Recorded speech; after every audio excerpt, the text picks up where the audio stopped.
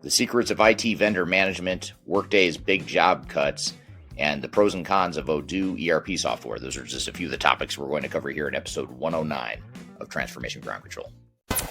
Welcome to Transformation Ground Control. Ground Control.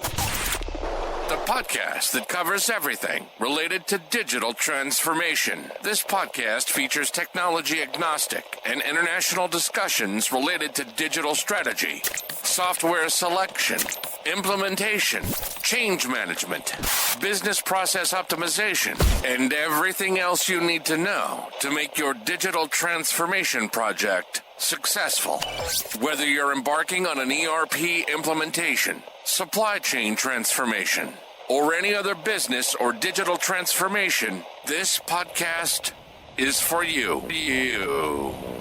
Now, here's your host, Eric Kimberling. 5, 4, 3, 2, 1. Ground control to Major. Hello, welcome to Transformation Ground Control, episode number 209. My name is Eric Kimberling. I'm the CEO of Third Stage Consulting. We're an independent consulting firm that helps clients throughout the world reach the third stage of digital transformation success by helping them with their digital strategy, their software selection, their implementation planning, as well as their implementation program management. Thanks for being here today. This is a podcast that covers everything related to digital transformation. It's the tech agnostic view of the world of digital transformation and ERP software and AI and other emerging technologies. So thank you for being here today. The show is sponsored by Third Stage Consulting and produced by Major Tom Productions. You can find new episodes of this show every Wednesday by going to transformationgroundcontrol.com. And you can also see any past episodes you may have missed by going to transformationgroundcontrol.com as well. Great episode for you here today. We've got a lot of cool stuff we're going to cover. We're first going to get into some social media questions we've received here recently from the audience. We're going to get into some newsworthy topics in the opening segment as well. We're going to talk about how the U.S. President Trump has reclassified government CIOs for political appointments and what the implications of that move might be now and in the future, not just in the U.S., but globally as well. We're also going to talk about how Workday recently cut nearly 2,000 jobs to focus on AI and global expansion. So we'll get to that here in just a moment as well. And then later in the show, we'll bring on our first guest, Scott Bickley, who's an advisory fellow at InfoTech, which is an analyst firm that we work closely with here at Third Stage Consulting.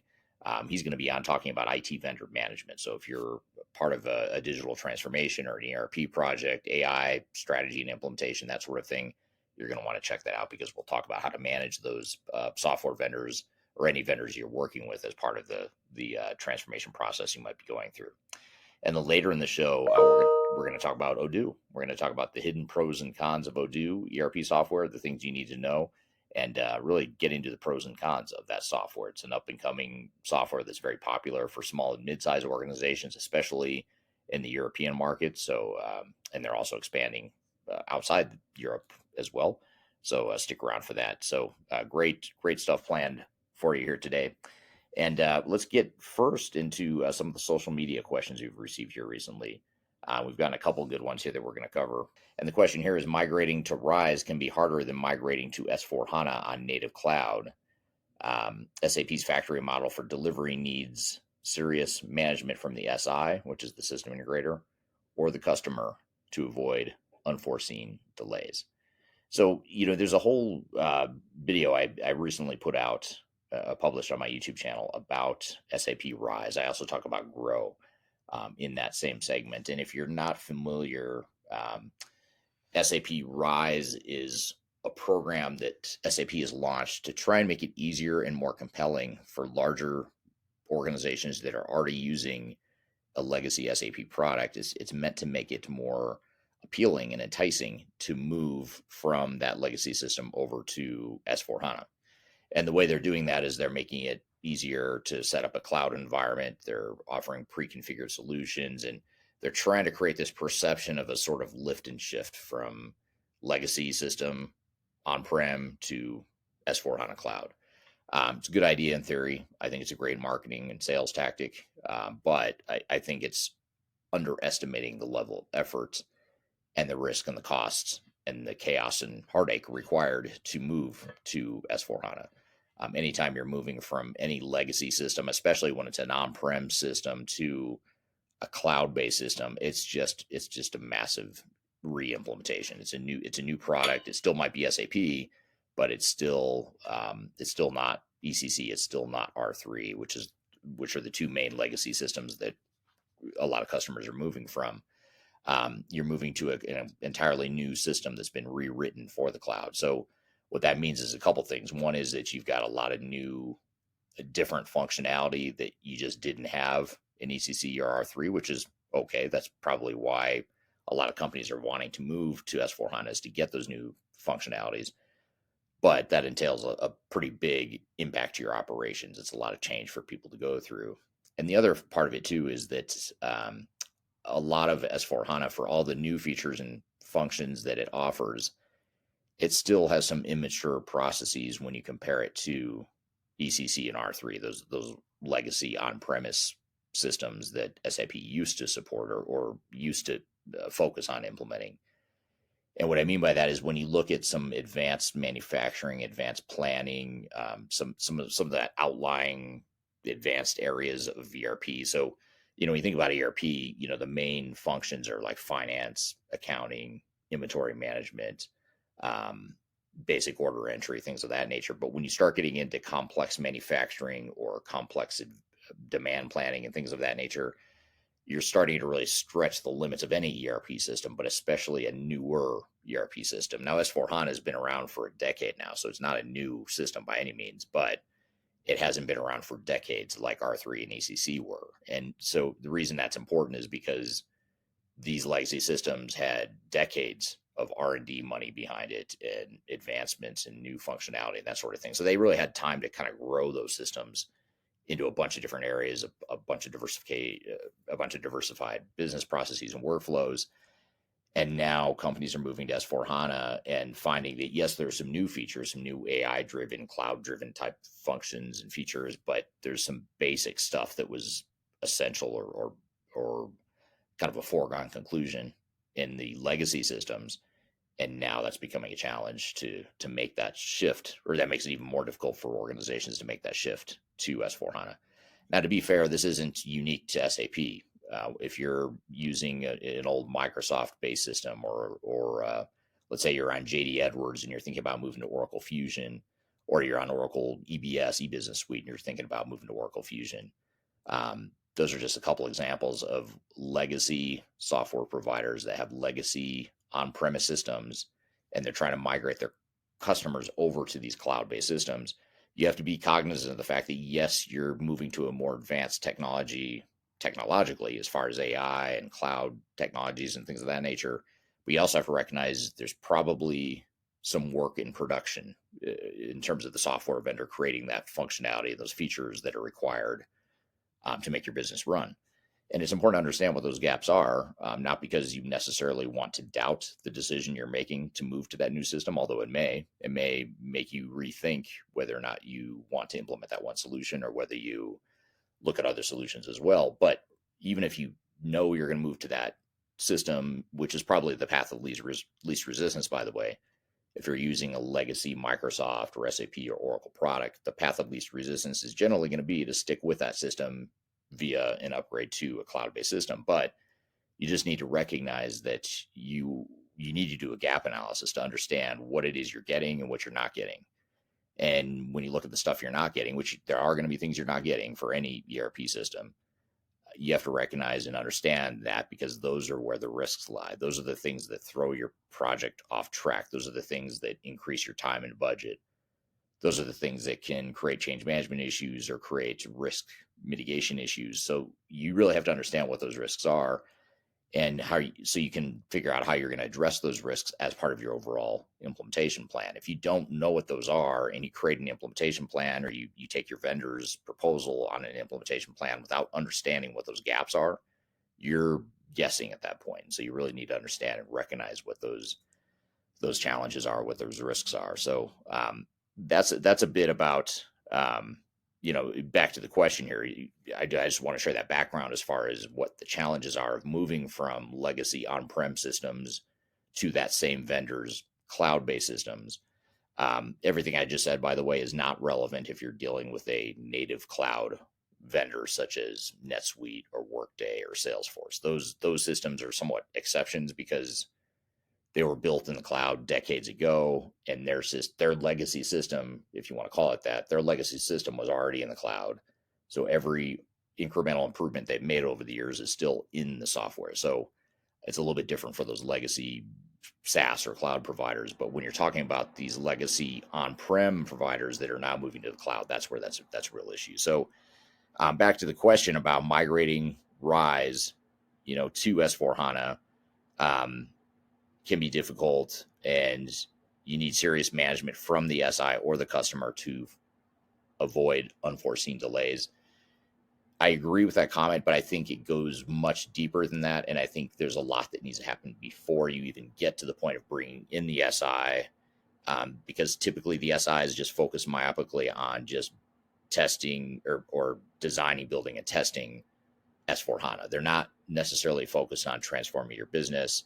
They're not necessarily focused on making sure that S4HANA is the right fit for all these different parts of your business, which may or may not be true. You might find that S4HANA is a good core, but you might need other systems.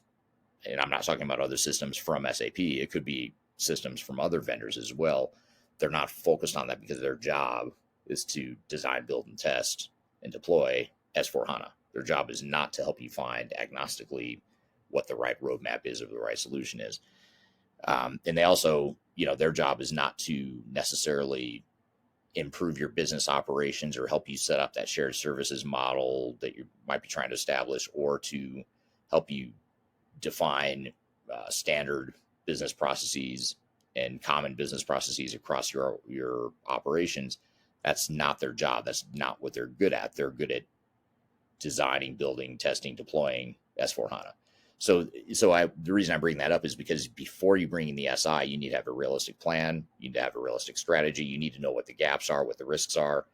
Then you develop the implementation strategy and plan, and then you bring in the SI to help you figure out, how they're going to contribute to the project on the technical side. And that's really the best way to avoid delays, even though they're somewhat inevitable. But you need to make sure you do all that stuff up front as sort of your homework before you get too far down the line with the software vendor. So great question there. And I want to get to the second question here too, that we've recently received. It actually relates somewhat to it actually is a comment from the YouTube video we're going to play for you later in the show after we bring on Scott from InfoTech in the last segment of the show. We're going to talk about Odoo, which is an open source ERP system that a lot of small and mid-market companies are using. And we're seeing more of them use it. But in that video that I posted recently a video on my YouTube channel where I talk about the pros and cons essentially of Odoo and helping you figure out if it's potentially the right fit for your organization. And in that video, there's a comment about ERP Next. And the comment is, can you take a look at ERP Next?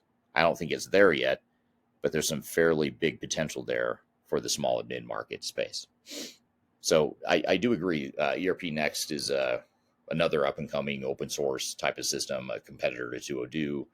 I don't think they're quite as mature as Odoo. They definitely aren't as good at marketing as Odoo. Odoo is brilliant at marketing, in my opinion, not just aesthetically and visually and in terms of the way they design their marketing, but just the aggressive nature of their marketing. They're getting their name out there. I'm based in the United States. Odoo's based in Europe, and they're well established in Europe. But over here in the United States, we're starting to see Odoo advertise a lot more. Whenever I travel to visit clients throughout the U.S., not every time, but often when I'm traveling to visit different cities, different clients in different cities, I will see billboards of Odoo. I've been to basketball games with my kids in other cities, not even in Denver where I live, but in other cities. I'll go to basketball games, professional basketball games, and I'll see Odoo, as a sponsor or an advertiser at the stadium or whatever. So they are, their name is out there a lot more than ERP Next, but ERP Next is another viable contender. I'd say they're sort of a smaller up and coming version of ERP Next, and they're certainly a software worth looking at. But I think, set aside the Odoo, set aside ERP Next for a moment, and back up and look at, if you're a small and mid-market company, the good news here is you've got a lot of options. I mean, you've got Odoo, you've got ERP Next as two viable options that small and mid-market companies can be looking at. You've got NetSuite, you've got, DCOM and Acumatica, other vendors that you may or may not have heard of, they're very good at tailoring or catering to the small and mid market. So I think, the lesson here is that if you're a small or mid market company, you want to be considering all your options and making sure that you are not limiting yourself. You certainly don't have to only be looking at, Microsoft Dynamics, for example, or only be looking at NetSuite. Or if you're on QuickBooks, QuickBooks is not necessarily the answer for you as you grow and scale.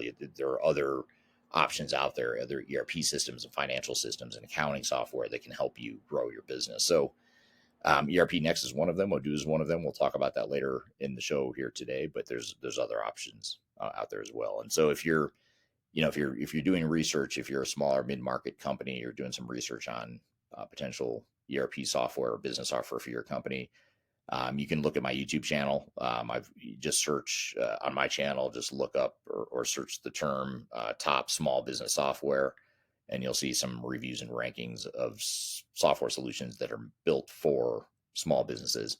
I want to get into some hot topics here, or some newsworthy topics. First is President Trump in the U.S. has reclassified government CIOs for political appointments. So I'm going to just kind of cover some of the highlights here from this article. This article that we're pulling from talks about how the transition team of newly elected President Trump is shaking up federal IT leadership. In particular, the Office of Personnel Management has issued new guidance reclassifying CIO positions, allowing them to become political appointees instead of career civil servants. This means that agency CIOs will no longer be neutral technocrats, but will now take on politically charged issues like cybersecurity, AI, cloud computing, and the removal of DEI programs, which is diversity, equity, and inclusion. Supporters argue this change expands the talent pool and makes hiring more competitive, but critics warn that it opens the door to corruption and unqualified candidates. Some fear politically motivated CIOs could weaken national security by prioritizing loyalty over expertise. While current CIOs within the government are unaffected, future hires will be subject to this new process, potentially reshaping IT leadership across federal agencies. So this is really interesting, and an interesting sort of summary of this article. And I'm a little surprised by it. I'm not sure fully how this is going to unfold or transpire, what it's going to mean to CIOs that work for the federal government. But some things here around some questions that need to be asked are, first of all, when you think about digital transformation, will this help or hurt federal modernization efforts? By having political appointees that are presumably a little bit more political. I mean, they're going to be a little bit more, not polarized necessarily, but bipartisan, or partisan, I should say, not bipartisan, but partisan. They're more biased. They're more loyal to their party and their school of thought around their political affiliation. Does that help or hurt modernization efforts? I mean, especially, you have to look at what the U.S. is doing right now, and other countries too. Some of this nationalist movement that's happening right now, and the conservative nationalist movement in particular, is leading some governments, including the U.S., to rethink how they spend money and to rethink their budgets and their prioritization of spending. And so it makes you wonder, does that mean they're going to cut back on modernization? Does that mean they might be more conservative and more risk adverse and more concerned about cybersecurity threats or data leaks and that sort of thing, which are valid concerns, but does it lead to more risk aversion? I guess would be the real question there. I don't have a good answer for you on that, but I think it is something worth thinking about. I'd be curious to hear your thoughts though too. If you've got comments on this or thoughts on how you think this will affect not just the U.S. government or CIOs within the U.S., but also just in general. What does this mean for government tech and government modernization of technology? Some other questions are, could politically appointed CIOs create national security vulnerabilities? Either way, if you're a conservative or a liberal, in the U.S. and sort of our two-party system, you could see sort of dark sides of either angle or either approach there. And then when you think about private versus public sector, does this hiring approach make sense for the government, or is it too risky? Great question. I don't know. I mean, I don't think most of us in the private sector would think it's too risky, but in the government setting, it may be too risky for what the government is used to. You also have to think about IT policy bias in terms of how it might affect cloud adoption, AI regulations, or vendor contracts, ethics and procurement. How can agencies prevent CIOs from steering contracts to preferred vendors, especially if you're starting at the top and saying we're going to politically appoint these CIOs? I would presume that kind of rolls downhill, and the CIOs will then bring in their people, their biases and that sort of thing, which again could be good or bad depending on what the objectives are and where you stand on the political spectrum, and not even just politically, but also just technologically, what your priorities or what you think are more important for government entities. And then long term, you have to think about what this means for future administrations. It's interesting because when you're especially in this two-party system that the U.S. has, when you're if you're a citizen and you've got your preferred party that's in power, it always looks good, sounds good, because you're aligned with that and you agree with whatever it is they're doing, or a lot of what they're doing. But then you have to think, well, what if would you feel comfortable applying that same concept if and when the other party is in power, which will happen, if not the next term, it'll be the term after that or the term after that. It's sort of like a pendulum swinging back and forth. There's always going to be different parties in power. And so, you have to ask yourself, is this something that you're comfortable having in place, knowing that it's setting a precedent for future political appointees that you may not agree with as a citizen or as a politician? So some interesting stuff there, but I'd love to hear your comments. I'm not a political expert, a political science connoisseur by any means, but I'd love to hear your comments, especially depending on where you are in the world. A lot of people listening are not in the U.S. Most people listening are not in the United States where I am. So I'd love to hear your feedback just from a global perspective, wherever you're from, how you think this will affect your part of the world. So drop those comments in the chat. I'd love to see that, and maybe we can make that part of our an upcoming episode. I want to move on here to Workday. Workday has cut 1,750 jobs to focus on AI and global expansion.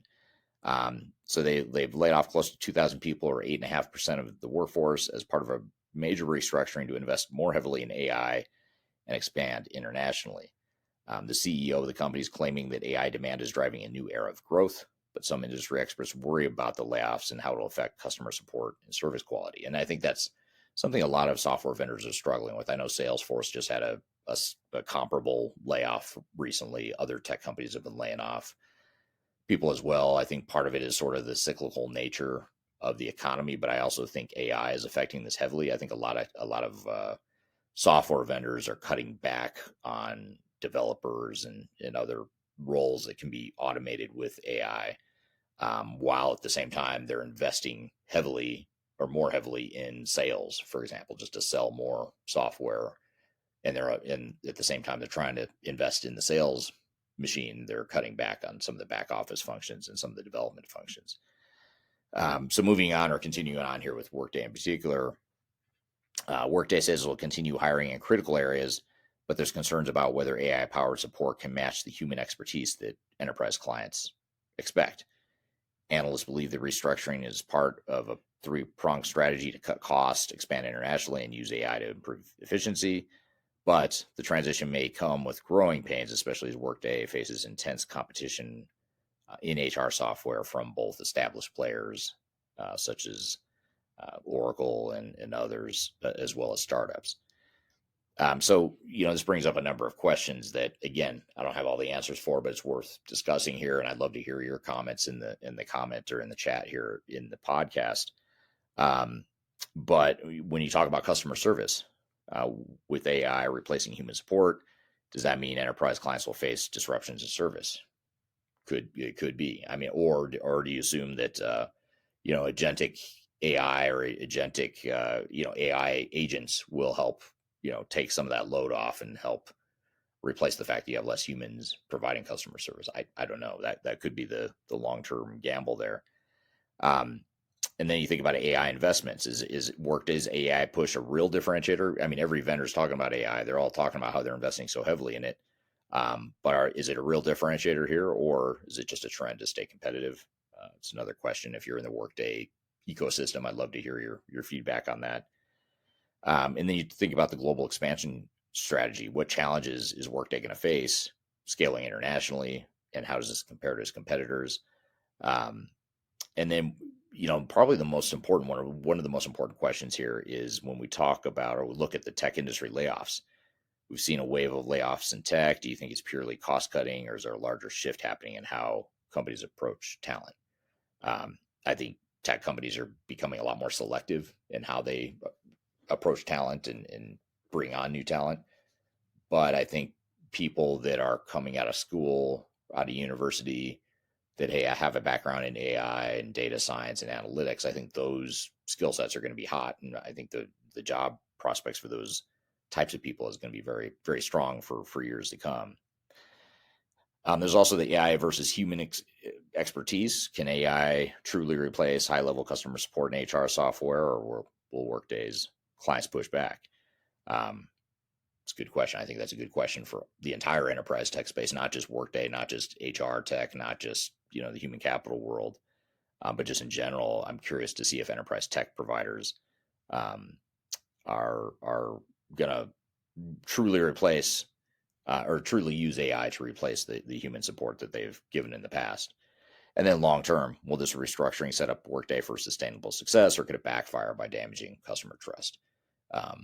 Again, don't have an answer to that. We'll have to see how it unfolds. But if you're part of the Workday community or ecosystem, or even if you're not, if you're an outsider or an analyst outside looking in, I'd love to hear your feedback on that as well. So good stuff, some interesting stuff here with Workday and the Workday job cuts, as well as the government, the U.S. government's role or approach of politically appointing CIOs. Now, two interesting topics for sure. So we've got a lot more to cover, though.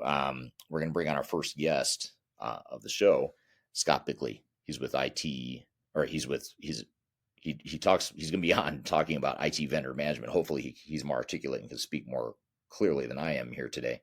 But he's going to be on the show talking about IT vendor management. And he's from a company called InfoTech. That's what I was trying to say and sort of fumbled over there. But he's with InfoTech, an analyst firm, and he's going to be on talking about IT vendor management. So stick around for that. And then later in the show, we'll talk about the strengths and weaknesses of Odoo and helping you decide whether or not Odoo is a ERP software that you might want to consider on your short list or not. So stick around for that. We'll be right back. We're going to take a quick break, and we'll be back with more Transformation Ground Control. We'll be right back.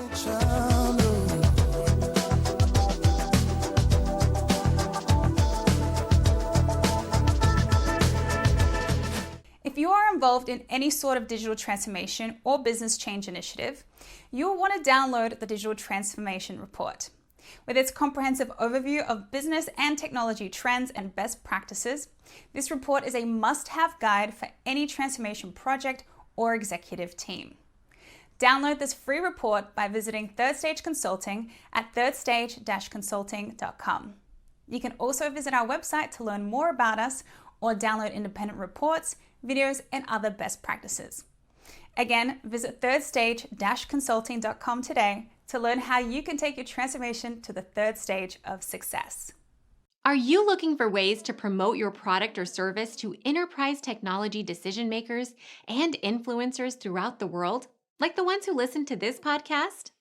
Major Tom Productions creates media, events, and influencer marketing for B2B technology providers. Our productions are exciting, educational, disruptive, and effective. Most importantly, they create results.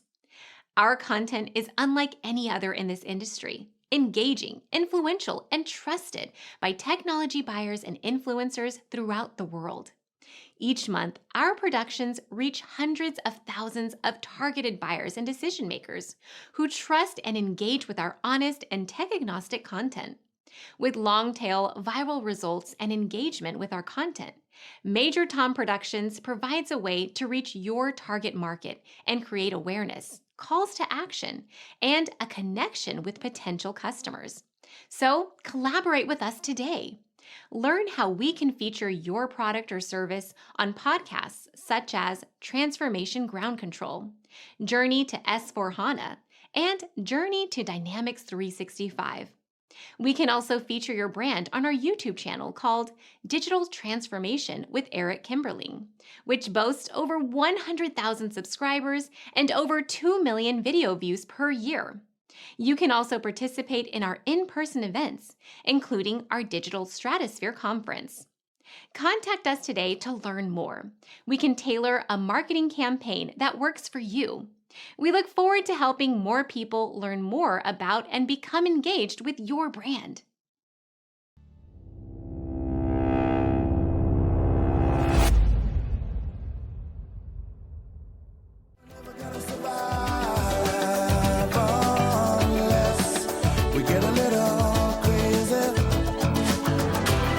Hello, welcome back to Transformation Ground Control, episode number 209. My name is Eric Kimberling. You can find new episodes of the show every Wednesday by going to transformationgroundcontrol.com.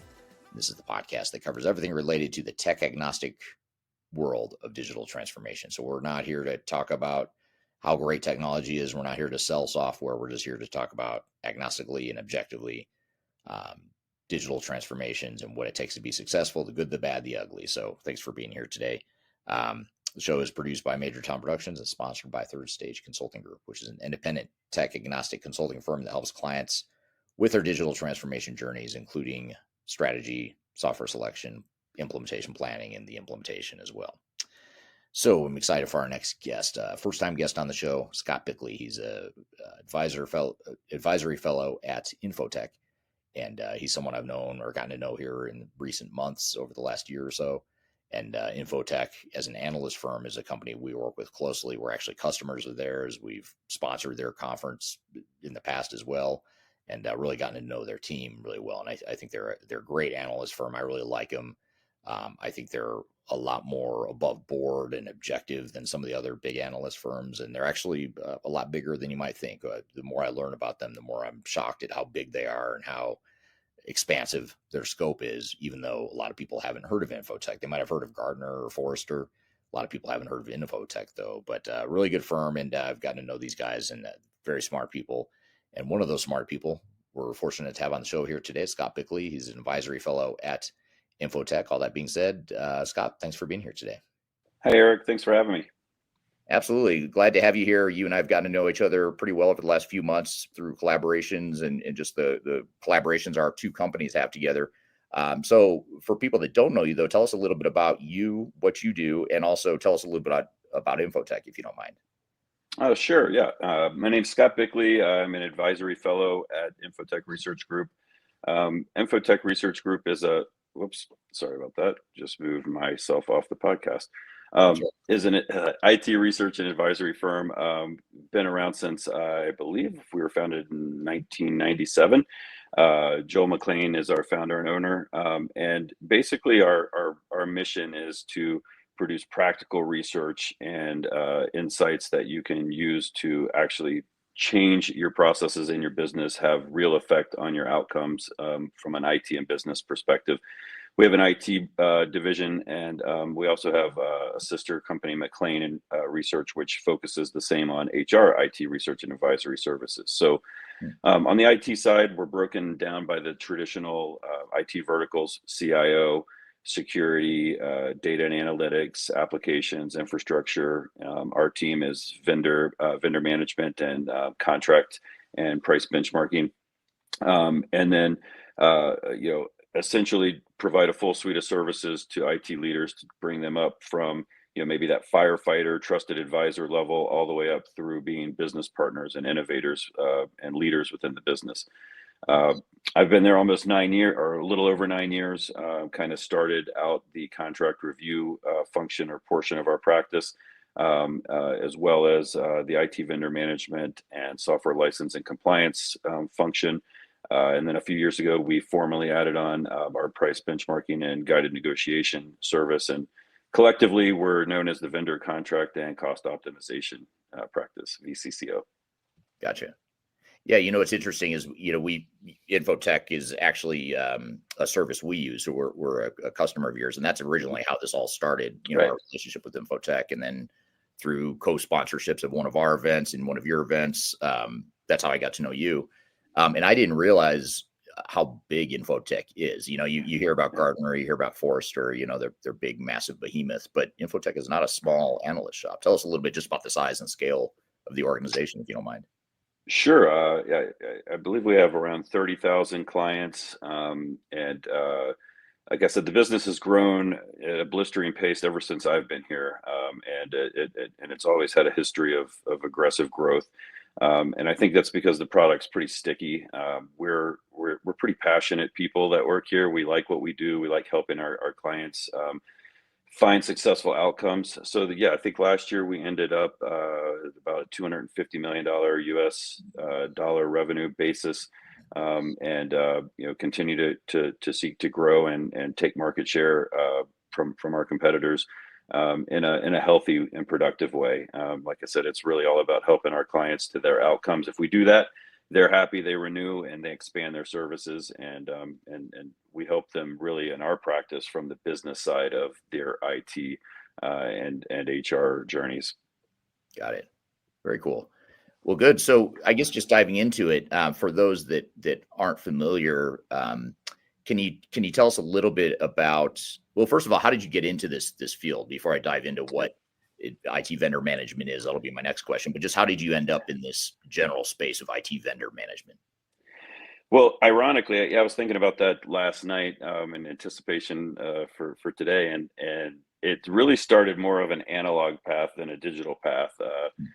Coming out of college, I started out in the stainless steel industry, in a processing distribution company, and so we were a part of, at the time, this was in the early 90s, and it was kind of a vertically integrated company. We owned a couple of steel mills as well in Washington, PA, and Massillon, Ohio, and they were part of our supply chain. We also bought raw material from other vendors that were not part of our company, and had the opportunity to really engage at, you know, and we'll talk maybe more about this partnership word and what it means and what it doesn't mean, but on what I would say was a true partnership level, because they were a sister company, right? So we could share information, internal process information. We could do things that would make us more vulnerable with outside competitors that didn't really hurt us and actually helped us internally.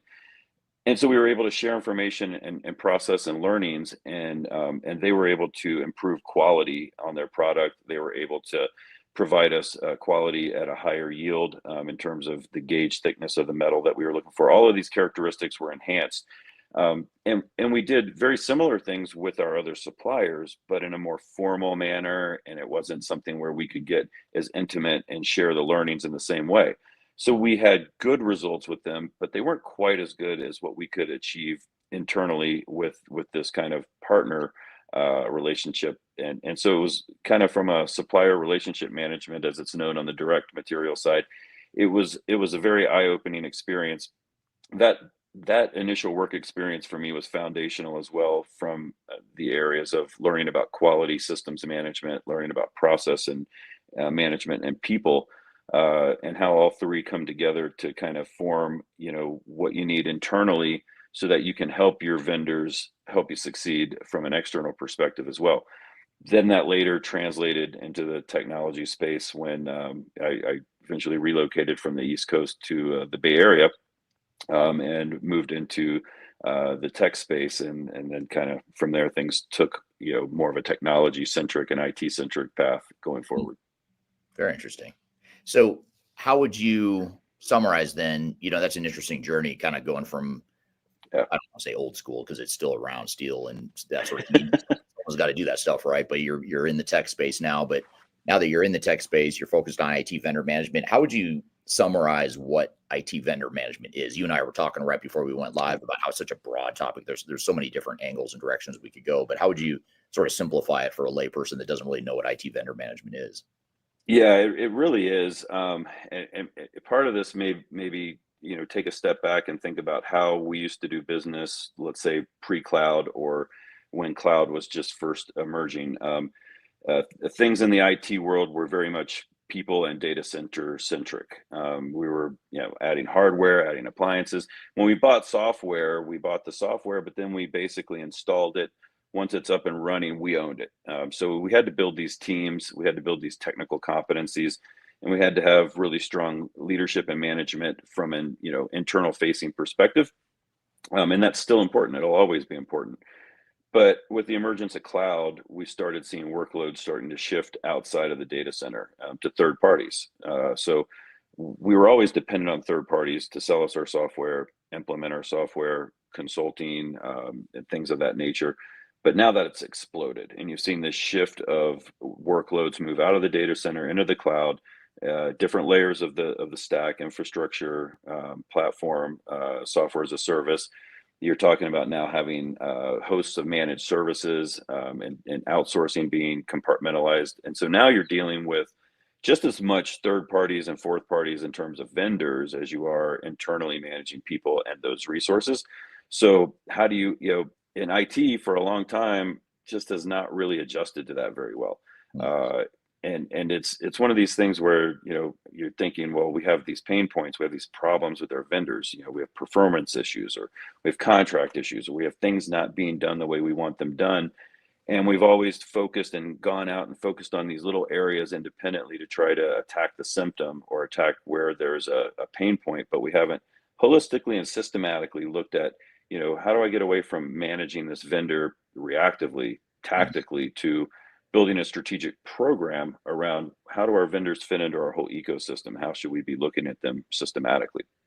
And so looking at those vendors systematically falls under, there's basically 5 pillars that we look at when we're looking at vendor management. We're looking at the financial management aspect of the vendors. We're looking at contract management, performance management, risk management, and then most importantly, relationship management. Mm. Yeah, and I like how you're focused here on the partnership. I think that's the key word, because I think it's easy to, in my opinion, it's easy to do one of two things. One is to have an adversarial sort of transactional view of vendors, and the other part, or the other issue that we often see, is the sort of the opposite, which is not managing the vendors at all, just letting the vendors do whatever the hell they want. So it's like you got to find some sort of middle ground there where you're managing them, you're in control, it's your company, you've got to manage your vendors just like you manage employees or whatever. But at the same time, you want it to be a partnership. You don't want it to be adversarial. Do you find that companies sometimes have struggle figuring out where on that continuum they should be when they manage the vendors? Absolutely. So yeah, a couple of points with what you said there. It's a pet peeve within our practice when we hear the term partner. And it's kind of a double-edged sword. Partner has become a accepted vernacular in the IT world. We talk about our vendor partners, if you will, but really true partnership is pretty rare. It really requires both parties to be transparent, to share a risk and be vulnerable with each other in a way that it's just anathema to how business is done 99% of the time. So where you really see these partnerships is either you may have one in your organization with a vendor that you really kind of do things that are out of practice for the rest of your vendors that you deal with, or you'll see this with really large companies, Fortune 500 companies that can kind of cordon off a risk pool of investment funds and say, hey, we're going to do this this project, and it's going to be in a new, novel way. We're going to break the old rules, and we're going to do these things. And if it fails, they can afford for it to fail. They've got deep enough pockets, they're okay. What we tend to do is instead say, let's classify your vendors. And so we've got a 2x2 quadrant, like any good analyst would have, where we kind of look at these vendors based on the value they add to the organization and kind of the effort that you need to put into getting that value out of the vendors. And in the upper right quadrant is where we would call our strategic vendors. So we'll say, where you would typically just use partner, maybe we'd say, let's say they're strategic. Moving down or to the left, you'd have operational vendors, which are core to your operation. Some of those may be very close to being strategic vendors just because of how critical they are to your organization. Bottom left will be commodity vendors, your run-of-the-mill, lower cost, high transaction, high frequency vendors, and then we'll have tactical in that lower right quadrant. And I look at tactical as they're important, they're critical. They may have some risk components that need more active management. They may have some other aspects that you need to actively manage. Maybe they're going to grow into operational or strategic vendors if some conditions in the business are met, things of that nature. So it's important to classify those vendors. That's going to kind of then tell you where do you need to focus your scarce resources. Yeah, yeah, absolutely. Yeah, I want to shift gears real quick and before I get to my next question and just say hello to the audience here and thank them for commenting. We've got some people chiming in where they're joining from. I want to say hello to Dennis joining from India on LinkedIn. Thank you for being here today. We have Christina joining from Athens, Georgia. Thank you for being here. We have someone joining from Vienna, Austria. I don't see the name of the person, but thank you for being here. Jessica Knapp. Well, I think you know her. If I remember correctly, joining from London, UK. I think she's from InfoTech as well. Yep. Dawn from Reno, Nevada. Thank you for being here today, among others. So thank you everyone for joining. And then last but not least, I have to call this person out just because this is my favorite place in the world to visit. This is Emerson joining from Cape Town, South Africa, which is a very beautiful part of the world if you haven't been. So thank you all for being here. I'd love to hear from the audience as we're getting into this here. What, sort of how would you summarize your organization's relationships, or how should we be viewing vendor relationships? I'm just curious to hear sort of if you were to give us a headline, just a one sentence description of how you manage vendors within your organization, or how you view IT vendor management, whether it's, tightening down the clamps and managing them, or a true partnership, or somewhere in between. I'd love to hear your thoughts on that, hear from the audience. While we're waiting for the audience to answer that question though, Scott, how in the 20 years that in the 20 years you've been doing this whole thing, how have you seen vendor management evolve, and what are some of the big changes you've seen in the field of IT vendor management? Yeah, so some of that I covered when we were talking about that kind of transition to the cloud. That's really been kind of the wholesale impetus for legitimizing IT vendor management. I think is a formalized function, and then it's kind of sad for the last several years. It's like we've been building this research out for literally almost the past decade. We don't see a lot of others building out research in the same form, and we do find a challenge in getting CIOs to not to acknowledge the need for IT vendor management, but to figure out how they're going to go after it and formalize it and fund it and properly staff, right? So a lot of times what you'll see is a bottoms up approach of, okay, this person's going to throw the vendor management hat on in addition to other duties. And that's okay if you want to go out and solve some tactical issues that fall under the vendor management umbrella. You can do that, right? You can say, hey, we have no control over renewals. Hey, Scott, I want you to take on renewals management. Let's create a tool or a spreadsheet and get our contracts in there, make sure we're hitting these before they come due. And you can do that kind of thing. And that's going to add value. It's going to help. It's going to relieve a pain point. But if you really want to get strategic and you want to kind of raise this up from a visibility perspective in the organization, focus real resources on the strategic vendors that are impacting your big projects. So you're implementing an ERP solution, you're going to outsource a major function in IT, you're going to be doing things that cost a lot of money and carry a lot of risk. And who's going to own that vendor relationship? Who's going to actually take on that role? That's where we see the evolution occurring and where it needs to occur. We do see now a huge change, a sea change probably over the last 2 years plus. If you kind of go out to LinkedIn and you start looking at jobs and you see what's the frequency of jobs that have vendor management in their title, and that has started to skyrocket, which is a great sign, right? Things are getting traction, organizations are seeing the need. So now we're starting to see that traction take hold. What falls under duties, those vendor management titles is still very broad and sporadic. We're trying to get organizations to really focus and say, let's formalize this. Let's make sure you've got a point of contact that can be that center of gravity in your organization, so that you can proactively manage these vendors and projects and towards the business outcomes you're looking for. Not wait till something falls apart and there's a problem and you're trying to find someone to go chase the vendor down and pull the contract out and do things like that.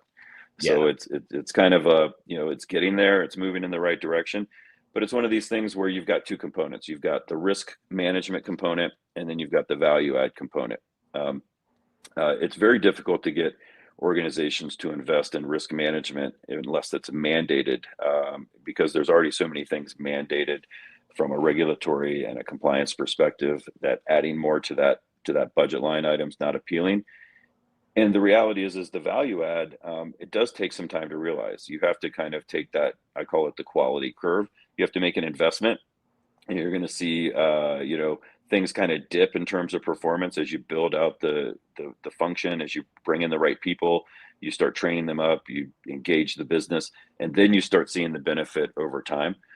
So you have to be willing to kind of build that into your framework and into your approach when you're looking at vendor management, and that way you can build realistic expectations with the business.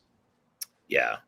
I mean, I love the, sort of the factors you focus on here with effectiveness and risk mitigation, certainly cost effectiveness. I mean, I think a lot of times when people think vendor management, I think, at least the way I would sort of stereotype vendor management, potentially falsely, or inaccurately, would be to focus on cutting costs. How can we reduce our costs with vendors? And you're getting into a lot more than that. It's not just about cost optimization. It's about risk mitigation and all the stuff you just talked about. So I think it's a really good kind of complete view of what vendor management is. Yeah, you would typically see one of the other, I'll guess, stereotypes would be your vendor management is managing vendor performance, and so the way things have worked in a lot of cases is, someone will go out and negotiate an agreement, and quote unquote vendor management will not be at the table through these front end processes of sourcing and procurement and contracting. And then they'll dump a contract over the wall into the laps of vendor management and say, go manage this. And you're looking at this contract that's set up for failure. And so the business is screaming because they're not getting the service they expected. SLAs are not, even maybe not even in existence. You've given the vendor manager no ability to influence the outcome in a positive manner. So what we've really done is kind of built out, I call it the umbrella model, but basically it's this, legacy plan, build, run approach, but through that sourcing, contracting, procurement, front end process, ideally vendor management can own that for the strategic vendors and maybe some of the operational vendors. If they don't own it, they should definitely be plugged into the front end of that and, have dotted lines and matrix relationships with sourcing, with IT, with the business, and be an equal part at that table, because they're going to be the ones looking for these things that you need on the back end, to ensure that the vendor understands what their expectations are. You don't really hopefully have to ever pull the contract out, with a vendor management performance issue. That's usually a bad sign. Things are going badly. But if you do you have the right provisions in that agreement? Do you have a dispute and escalation path? Do you have a proper, governance process built into the agreement? Do you have paths forward if you have to exit the agreement for, transitioning out and doing the things that you need to do from a disentanglement perspective? Sometimes things don't end well, and if they don't end well, you still have to manage that outcome as well. And if you kind of set up this compartmentalized version of vendor management, then you get a bad name. It's not going to really yield optimal results. Right. I'm here with Scott Bickley from InfoTech. We're talking about IT vendor management and how to be successful in that realm. We got a lot more to cover. We're going to take a quick break. We'll be back with more Transformation Ground Control.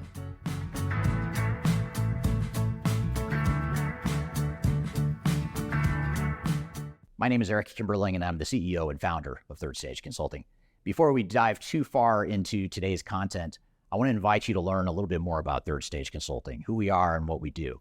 I've included a link to a video right here that describes Third Stage in a bit more detail. It talks about our story, our history, our philosophy, our clients, our service offerings, and that sort of thing. But in general, what Third Stage Consulting does is we're an independent and tech-agnostic consulting provider. We help clients through their entire digital transformation life cycles, beginning with digital strategy, software evaluation and selection, all the way through and including implementation planning, implementation readiness, and the actual implementation itself. We're technology agnostic, so we only represent our clients' best interests. We do not represent software vendors.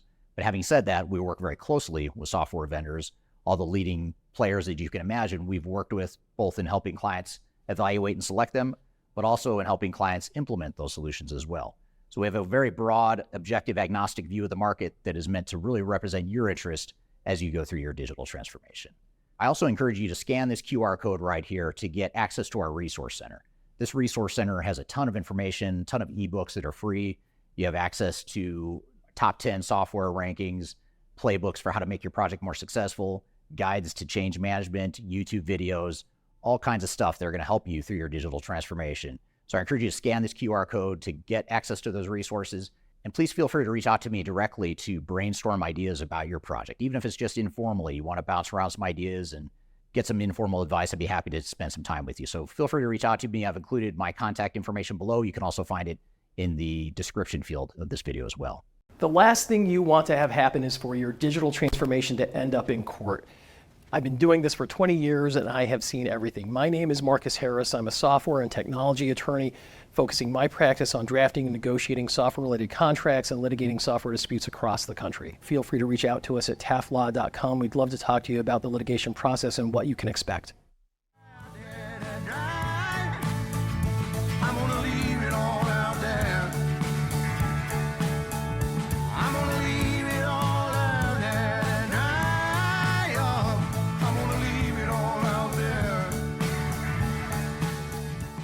Hello, welcome back to Transformation Ground Control, episode number 209. My name is Eric Kimberling. You can find new episodes of this show every Wednesday by going to transformationgroundcontrol.com. You can find new episodes every Wednesday, and the show is produced by Major Tom Productions and sponsored by Third Stage Consulting, which is an independent consulting firm that helps clients throughout the world with their digital transformation journeys. I'm here with Scott Bickley. We're talking about secrets to effective IT vendor management. Turning back to the audience, we're getting a lot of good questions here, a lot of good comments. I think this is meant to be funny. This is a funny comment from Red on YouTube. Says, I wish I had a vendor management problem from scratch at the moment. He must be a glutton for punishment if he wants a vendor management problem. And it just stick with it long enough, you'll run into vendor management problems, I'm sure. So here's a really good question. I'm going to shrink our screen here because this is a longer question. I love this question. I want to make sure we get into this here. And this is from LinkedIn. I apologize, I can't see who sent this. So thank you, whoever sent this comment. It's not showing your name, but I really appreciate this question because it's a really good one. And the question is, our organization faces challenges in effectively managing vendor relationships. There's an over-reliance on system integrators that sometimes does not align with the needs of the business. And due to time constraints, vendor management teams are often unable to give vendor management the attention it requires for optimal outcomes. And so if I could, I want to kind of maybe flip this a little bit or add another layer to this. And I think this is where this person might be going, and I apologize if not, but I'll sort of make it about something we see often. And that is when you look at like a big enterprise-wide technology initiative, let's call it an ERP implementation. If you say you're implementing SAP or Oracle or Microsoft, whatever it is, your organization, including your vendor management team, may not have a lot of experience with that particular solution or that particular system. And these are such big, massive undertakings that a lot of times we see this dynamic where organizations will say, well, that vendor is the expert. They know the software. We don't really know. So, how are we going to manage that vendor? How do you manage that? I mean, how do you see companies that maybe aren't as sophisticated or mature in their vendor management capabilities? What's the right balance there with, owning the project and managing those vendors versus letting them be the experts and letting them do what they do, you know what I mean? Without complete control over it, how do you find that right balance? Yeah, this is a brutal one, right? I think part of the issue is, and there's not really a middle ground. You guys talk about this all the time at Third Stage. We talk about it with our clients all the time. It's so easy to become over reliant on your SI partner because they're supposed to be the expert on the solution that's being implemented in the organization. And so the organization oftentimes has a tendency to over rely on them. And that can get you into a lot of trouble from a cost perspective, a deliverables perspective, all over the place. So, what I would be looking to do, you don't have to have a huge vendor management department, but you need people that kind of understand implementation to look at this up front and flag that and say, okay, what are you doing around, do we have a phase 0 process that we're doing before we necessarily select an SI or even the software vendor themselves? Do we have the capabilities to manage this project ourselves? Do we really have organizational change management and program and portfolio management capabilities that can scale to this?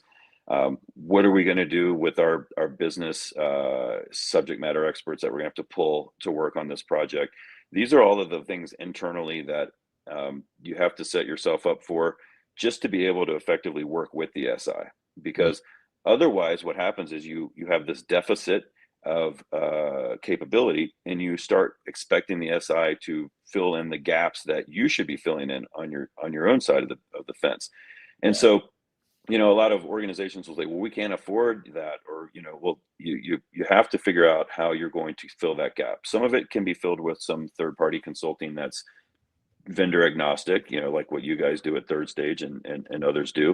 But you still are going to have to look inward, and you're going to have to invest in the organization. And my advice, as painful as it is if you can't afford to do those things, you really can't option that you're trying to implement. And because the reality is once you get 50% into this project, ugly things start to happen when they go wrong, and there's no quick fix. I can't come in here and have a Henry Kissinger moment with your vendors and fix this. It's not going to happen. What's going to happen is the executives are going to get stuck in this sunk cost fallacy, and they're going to say, well, we've already spent all this time and all this money on this project. We can't back out now. We have to push forward. We have to push forward. And so you're like in quicksand. You just keep sinking deeper and deeper. That's unfortunately when you're stuck in the muck. You have to make some really hard decisions, and sometimes the decision is you have to stop. You just have to stop. You have to reassess, and you have to kind of take stock of your options, what they're going to cost, and make some tough decisions. You may have to sacrifice investment in other areas of the business to rescue this project and get it to a point of minimum viable, functionality, and go into survival mode until that happens. Things of that nature. But yeah, no quick answer to that one. Yeah, I mean, you hit so many good points there. I mean, I love the fact that you're calling out a couple things. One is if you can't invest in these sorts of critical functions we're talking about, you should probably rethink why are you doing this project? I mean, why open the checkbook and why open the can of worms if you can't manage it and you can't invest the time or money to do it right? So that's a big aha moment for sure. And the scary thing, Eric, and I'm sure you guys see this all the time, is that a lot of it is just this whole front end vetting process gets skipped. And part of it is because we're allowing the SI to guide us down a path, and it's not in their best interest to have us do all of this type of blocking and tackling. And they know that. They want to get in and get a contract signed. They want to start generating revenue. They're banking on change controls and changes coming in that are going to add to this project cost. That's baked into their model. So if you don't have eyes on that to level the playing field early, it's easy to fall into that trap. Yeah. We had we have this big client. I won't mention the client by name, but it's a really big multi-billion-dollar global company, and they're implementing SAP S/4HANA, and they're working with one of the big system integrators, one of the big firms we all know, everyone on this call has probably heard of. And the system integrator insisted on a clause in the contract that said that they have ultimate decision-making authority on the project. And they said, if you don't sign the contract with that clause, we're not going to do this project. And the reason I bring this up is a couple of reasons, because I think, I can see you flinching as I say this. I flinched when I heard it too, or I squirmed in my seat when I heard this. And I said, really? And you guys agreed to this? And the executives sort of fell into that sunk cost thing. They were already kind of midstream going through this project. And, just like any project, it was turning into a messy project because there were so many tough decisions that had to be made about what are our processes going to look like? What do we want to be when we grow up? All this stuff that's more internal. It has more to do with internal politics and dynamics than it did the vendor. But it was slowing down the project, and the vendor was getting frustrated. In this case, the SI was getting frustrated. So for the next phase, they said, we have ultimate decision-making authority, and you're just gonna basically sit in the back seat and let us drive this. What are your thoughts on that? Because I have a pretty strong opinion, but I mean, how do you, as a vendor management guy, what's your knee jerk reaction to that? Well, the old cliche is you can outsource the work, but you can't outsource the accountability. I mean, Good line. signing that over is like, just egregiously irresponsible. I mean, it's one of these things. Now, I say that. Here's the other side of the coin, and I'm a realist, right? So I think it's important to talk about kind of the unspoken things that I don't hear about on these podcasts, and I don't hear people really talking about. There are human beings under very high pressure situations making these decisions. There are executives with agendas.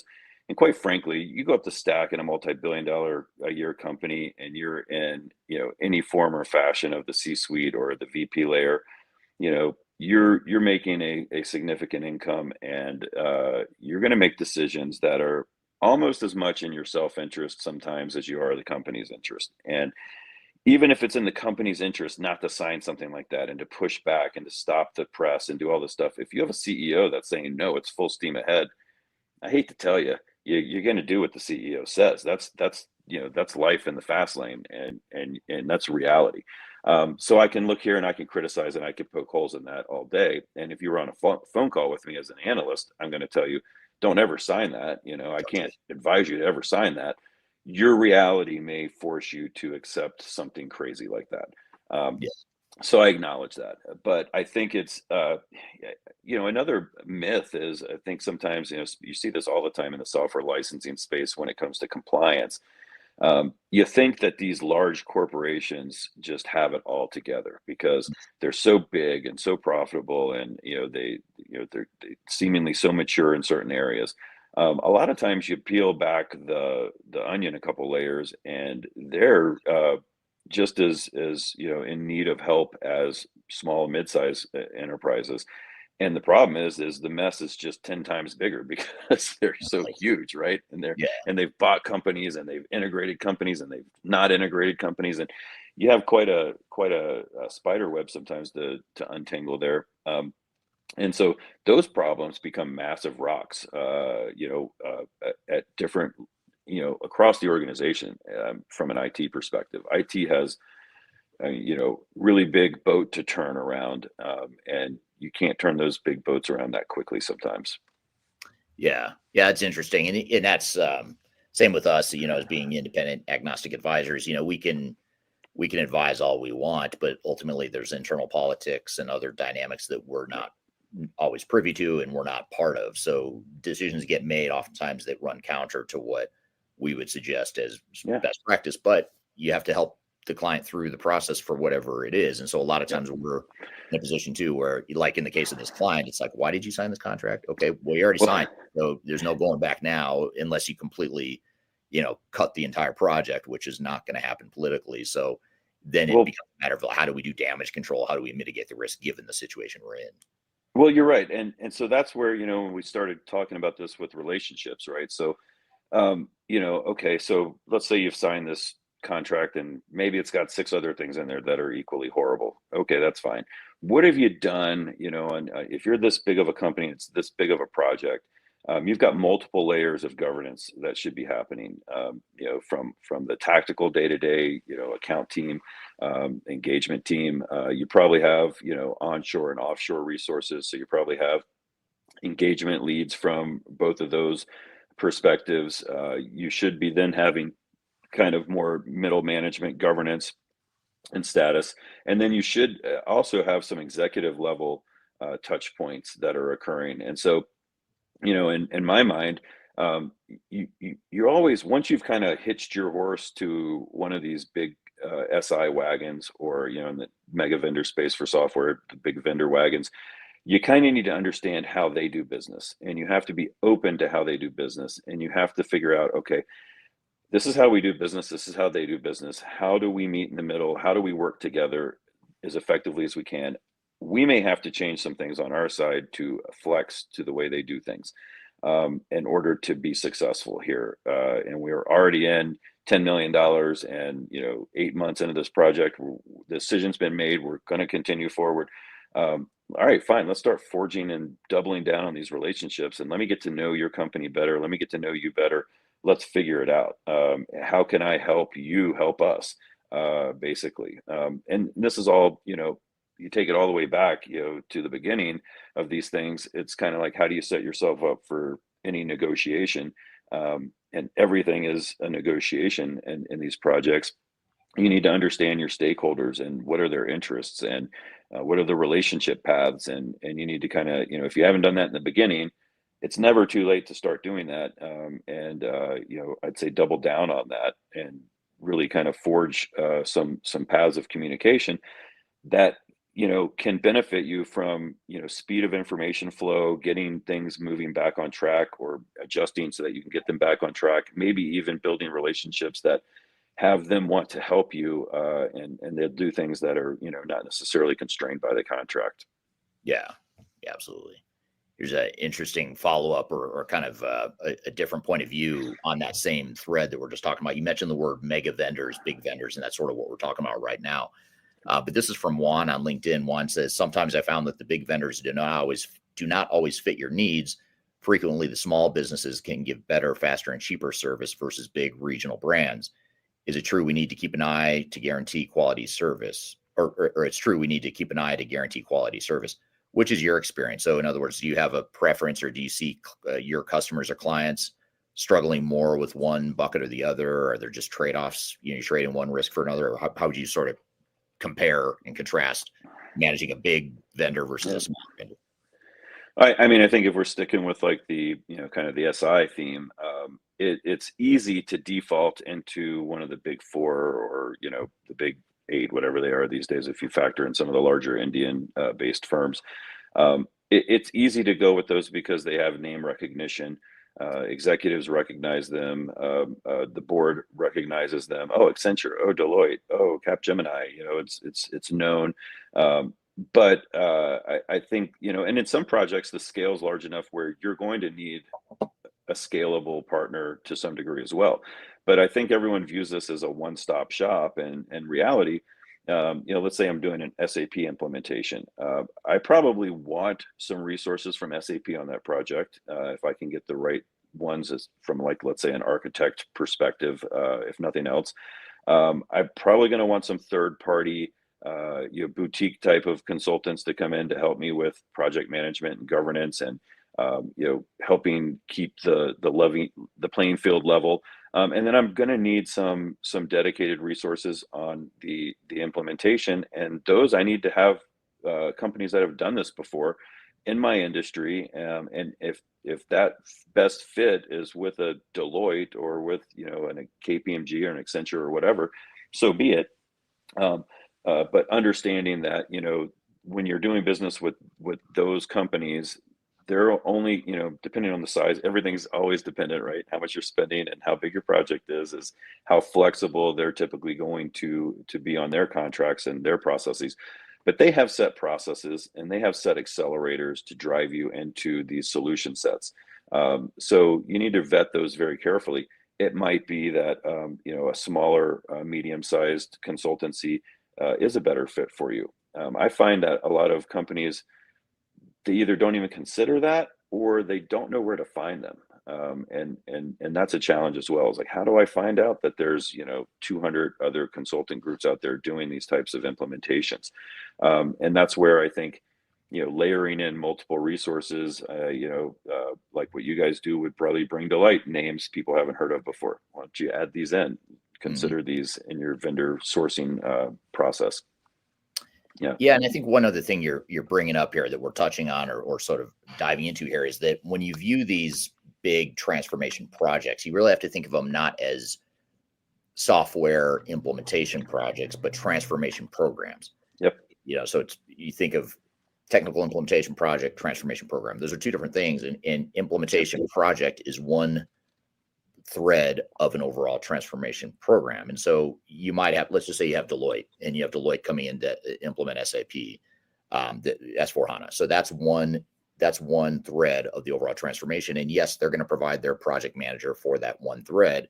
But then, to your point, you might have other technologies you're deploying that are related to SAP. You might have an architecture and data and integration thread that's not related to Deloitte. You might have a change management thread, or you should have a change management thread that's managed by a third party.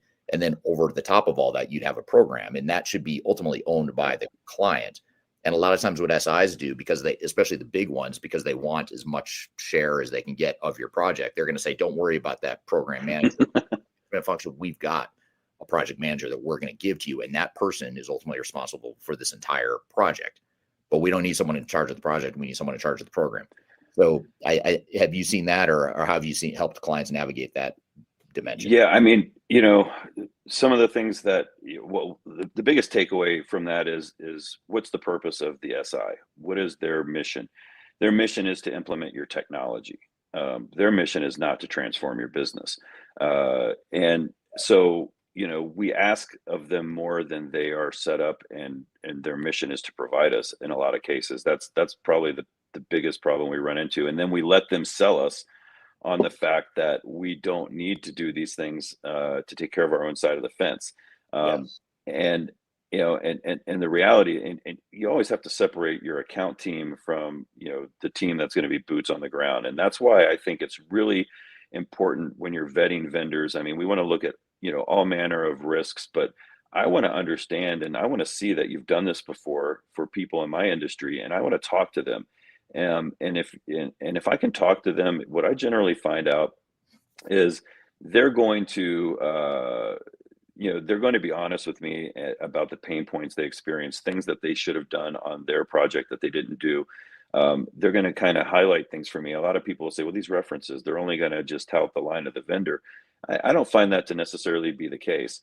And then you have to realize, though, that your side of the house, right? I mean, the business, IT is a part of these projects, but the business is a bigger part on these transformation projects. And a lot of times the business is leading the charge. And IT, the CIO may be leading it in some cases not, or in a collective, leadership, team, they're leading this.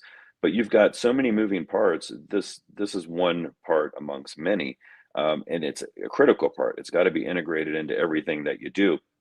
But if you're not managing this as a day-to-day project, and I mean, these things require statuses daily, weekly, monthly. You need to have outcome-based status meetings. When you're meeting with your vendors. I mean, from a vendor management perspective, what are we doing here to scorecard our vendors and have them score us? What are we doing to have business alignment meetings, and really talk about what's going well and what's not, and building those up and escalating them to the executive level so that those conversations are happening in real time, especially on projects like this.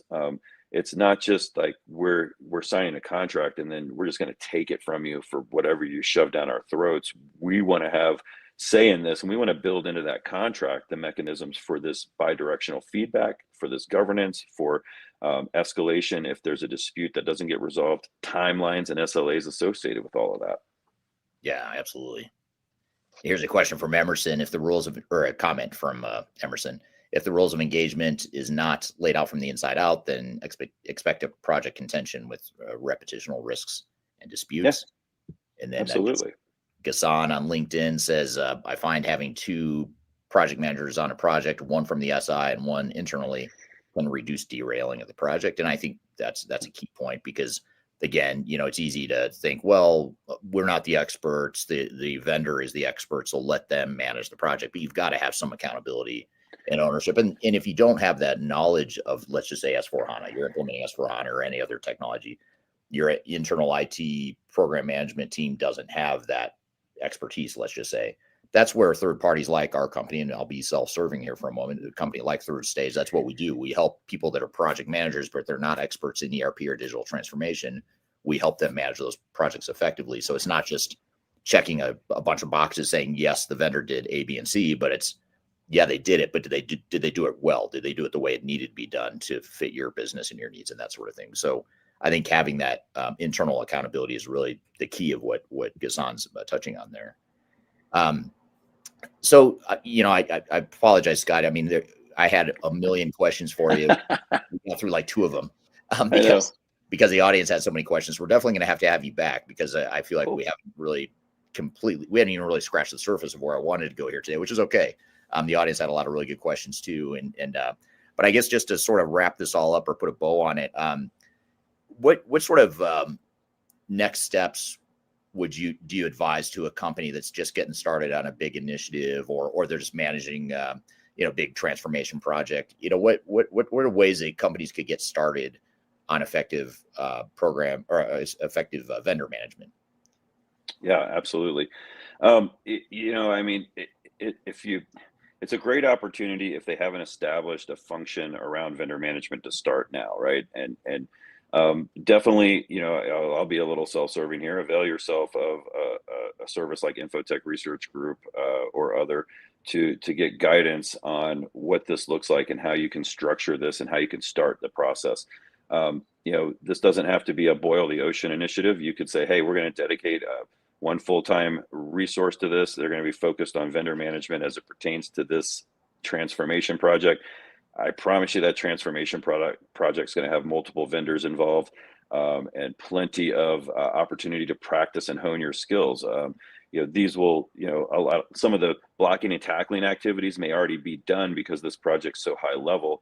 You can assume, okay, these vendors are strategic. We know where they sit. Let's jump right into our toolbox and say, how do we manage communication? How do we establish relationships? How do we make sure the contract is being properly constructed and that we have the right guardrails in there? Kind of getting involved and inserted early on into that project, and part of the leadership team will inevitably, help avoid massive cost overruns and use your scarce resources in the most efficient manner you can from the start. So I would say, that's the key point is usually one of the biggest skills of a vendor manager is to be the master facilitator.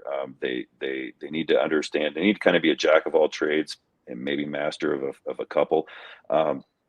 But they're going to be the glue that identifies these gaps and pulls them together early, so that you can plan and invest properly. And ideally, when you start getting into that project, you have fewer escalations, fewer things coming out of the work stream. Things are going to be much more smooth. But when they do occur, you're going to have the tools to deal with them. Thank you, Scott. That was great stuff, and I really appreciate having you here today. And thank you to the audience for the great questions as well. IT vendor management is a topic we have not covered much here in recent episodes, so it's good to dive into that IT vendor management topic. We've got a lot more to cover, though. We're going to take a quick break. When we come back, we're going to talk about the strengths and weaknesses of Odoo ERP software. So we'll be right back with more Transformation Ground Control. Stick around.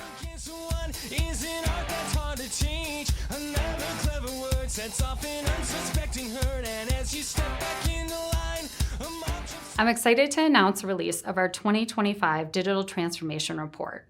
It's available now on the Third Stage Consulting website, www.thirdstage-consulting.com.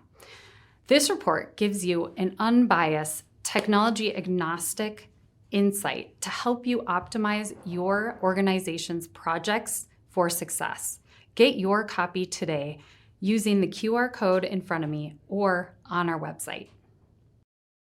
Are you looking for ways to promote your product or service to enterprise technology decision makers and influencers throughout the world, like the ones who listen to this podcast? Major Tom Productions creates media, events, and influencer marketing for B2B technology providers. Our productions are exciting, educational, disruptive, and effective. Most importantly, they create results. Our content is unlike any other in this industry, engaging, influential, and trusted by technology buyers and influencers throughout the world. Each month, our productions reach hundreds of thousands of targeted buyers and decision makers who trust and engage with our honest and tech-agnostic content.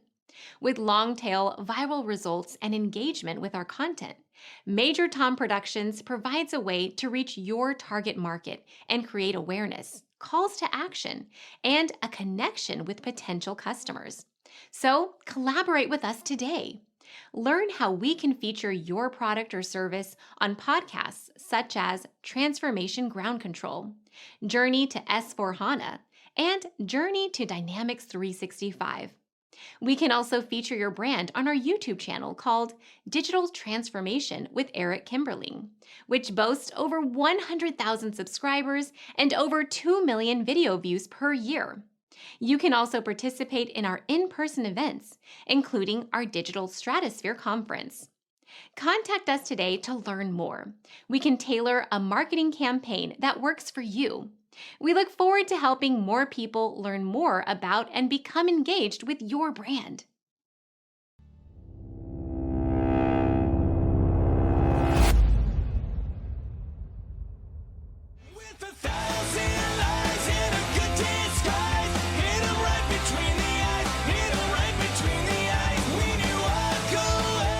Welcome back to Transformation Ground Control, episode 209. I'm Darian Chwialkowski, your co-host here, and I'll be wrapping up today's episode with a discussion about the hidden pros and cons of Odoo that you need to know. This topic comes from a recent video on Eric's YouTube channel where he broke down Odoo's strengths and weaknesses as an ERP system. There's a lot to unpack here, so we're going to dig a little bit deeper into some of the key takeaways, but before we do that, let's roll the clip. Let's start by looking at the pros and cons of Odoo. We'll start with the advantages here. And the advantages and the benefits of using Odoo are a few things. First, it's a very clean user interface. It's something that's very simple to use. It's fairly simple to configure. It's got a low-code sort of feel to it to where even the non-technical types can set up and use the software. It's also a relatively simple ERP system, and I mean that in a good way. It's not overly complex. It's not a super cumbersome system that has tons and tons of functionality that you don't need. It's pretty straightforward and to the point. It doesn't have a lot of really sexy stuff that you don't need or that might end up being shelfware for you. So it really gets to the heart of the operations of a lot of different types of companies. And another thing I'll talk about here is that Odoo is becoming more and more of a household name, and they're increasing their market share over time. The company has a lot of resources behind it. They just got a big capital infusion that valued the company, I think, at over $1 billion. And so there's a lot of money going into the product, going into the company, and they're really starting to expand not only the product itself, but also the ecosystem of providers that can help implement Odoo. And then a final thing that I'll mention that's sort of an intangible. It's hard to quantify this or discuss or determine how much of an impact this should have on your decision-making process, but it's worth noting that of all the ERP systems that I've worked with in the marketplace over the years, I would say the Odoo community is the most passionate about the Odoo product than any other system I've ever worked with. I don't know why that is. I don't know what the secret sauce is or the magic behind the product or the leadership at the company, but there's something about Odoo that people just rave about the product. In fact, when I put this video out, I imagine it's going to get a lot of views and a lot of comments simply because there's so many people interested in Odoo and they're passionate about Odoo. And when I talk about the disadvantages here in a moment, I might get a lot of people that disagree with me and want to take issue with some of the things I talk about. So that all being said, the Odoo user community and the ecosystem is very passionate. It's robust, it's growing, it's a simple product, and it can be a great fit for a lot of organizations. Now the downside is that Odoo is a relatively simple product, as I mentioned.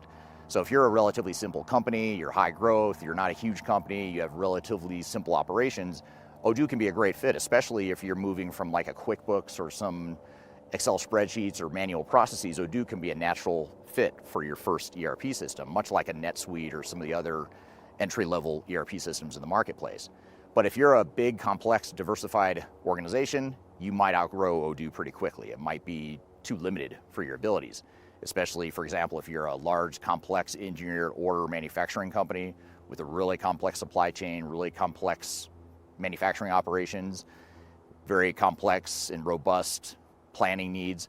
Some of those things might stress or tax the functionality or the capabilities of Odoo in a way that means you would have to upgrade to a different type of system that has more complexity. So that can be limiting to the types of organizations that use it, which is why there's so many small and mid-market companies that tend to focus on Odoo. The other thing that's actually sort of a pro and a con, or an advantage and a disadvantage, is that it's an open source system. So that means that you can actually go in and configure and change the software in a low-code sort of a way, low-code, no-code sort of a way. And it also allows you to implement the system in a really modular way. So it's built to be modular in that you could pick one function like CRM or just the financials or the inventory management, and you can pick off pieces of Odoo and start to deploy it, and you can deploy it for free. So that's how they get you involved or get you engaged with the product, is they give you a free version of it, and then over time, you pay for it. So it's sort of that freemium approach where you can try it for free, but then you end up paying later on. And as you start to pay and increase your usage of Odoo, that's where the price kickers come in, and it can actually get somewhat expensive, especially if you're a smaller mid-sized company. But very unique business model. I don't know of any other ERP vendors that do that, where they provide that truly modular approach. They provide that freemium opportunity to try the product before you buy it. So there's a lot of good things that come along with that. So it's important to really understand what your total cost of ownership long-term is going to be, especially if you start off using a free version or a low-cost version of Odoo. You just want to make sure you understand what you're locking yourself into, because it is very hard to change any ERP system, and you don't want to have to change it sooner than you need to. So those are the two main disadvantages of Odoo: the fact that it has somewhat limited functionality, and the cost can escalate pretty quickly and become expensive for organizations that have limited budgets and resources.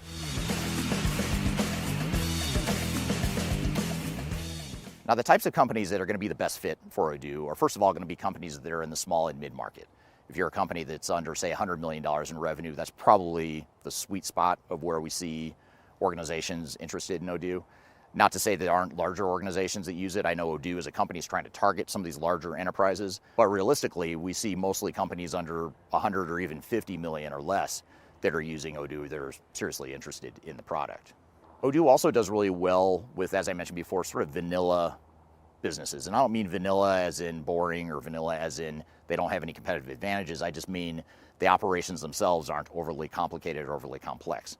So if you have a distribution company, even if it's high volume, but it's a fairly high volume, low variation sort of product you're manufacturing or distributing, that can be a good fit for an Odoo. If you're looking for a product that has fairly strong accounting and finance needs, but you don't have super complex accounting and finance needs, Odoo can be a great fit for you. And Odoo also does really well with e-commerce based companies. So if you have a website that you're selling products on, or if that's a key source of revenue for your organization, Odoo's pretty strong in the e-commerce space. So it can handle basic manufacturing, basic distribution, basic finance and accounting, basic CRM. It can do a lot of things that you might need from an ERP system, but as I mentioned before, there's some limitations, and that's what I'll get to next.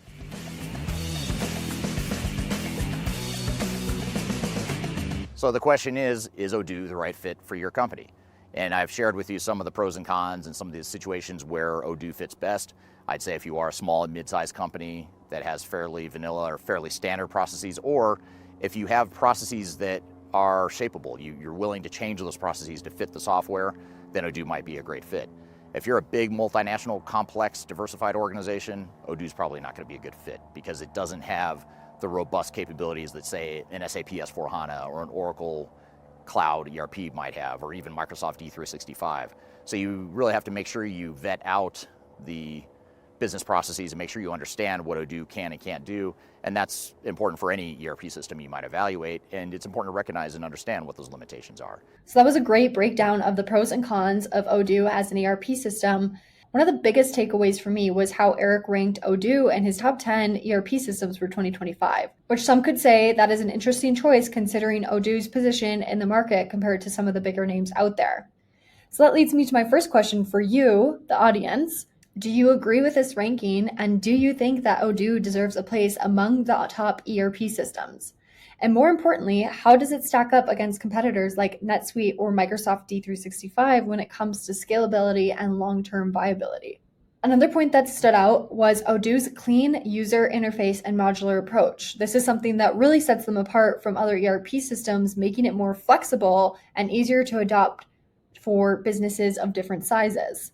But with that in mind, here's another question for you guys. Do you think Odoo's flexibility outweighs its potential limitations in a more complex and enterprise environment?